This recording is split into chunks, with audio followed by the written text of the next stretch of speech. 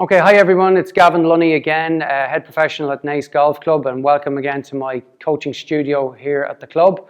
Tonight we're going to talk about the face-path relationship. Now this can be quite a complicated thing or it can be quite a simple thing. So tonight I'm just going to keep it very practical, keep it nice and simple, and hopefully give you enough information that when you go out there next time to practice or to play, that you're able to understand the influence of the face and the path and the relationship of one to the other.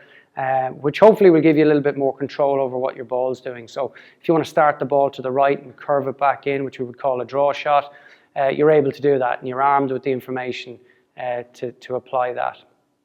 Likewise, if you want to fade the ball, starting the ball left for a right-handed golfer obviously, and fading the ball back towards the target. So basically the golf ball only understands two things when it comes to that. It understands where the club head is traveling relative to the target line, which in this case is our yellow line on the ground.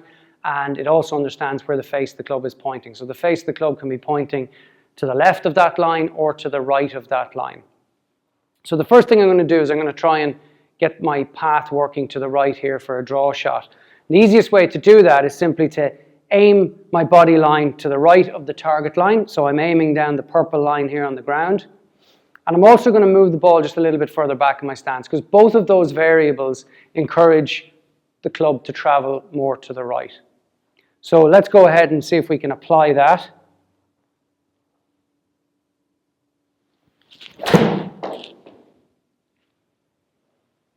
And you can see on the screen there that we got the path moving 10 degrees to the right of the target. Second thing I'm going to do now is play a fade shot. So I have to get the club moving more to the left of the target line. Easiest way to do that is to simply aim down the red line here. Play the ball a little bit more forward in my stance. And this time on TrackMan, the number should read a negative. Yeah, so you can see there my path number there was minus 6.9. So now that I've got the path under control, the next step is to try and get the club face under control. So that'll help me to start the ball the correct distance left or right of the target, and get the ball spinning back to my target line. So to get the face of the club under control, I'm going to aim the face of the club somewhere between the yellow line and the purple line. Some people would call that the face buffer. But if I can get the club face pointing somewhere between these 2 points, then the ball should start right and finish on target. So let's go ahead and try that.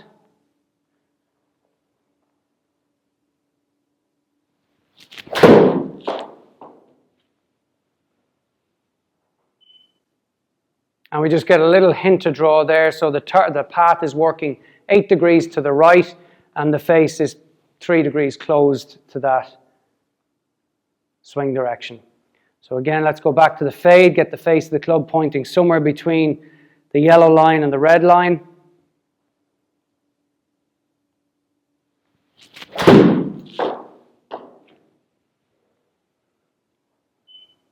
And there we have the path moving 7 degrees to the left of the target line with the face 5 degrees open to that. So the ball finishes pretty close to my target. You've got to play around with this a little bit. Some people like to aim more left or more right or have the ball more forward or more back. But once you get the path under control, focus then on getting the face pointing somewhere between your path line and your target line. It's something you just got to practice. You'll get a feel for it. It's not an exact science, and we're not going to play around too much with the numbers. But essentially, the ball understands those two things that impact. Where's the club traveling? Where's the face pointing? And if you can figure that out and what works best for you, well, then you'll get great control over the golf ball.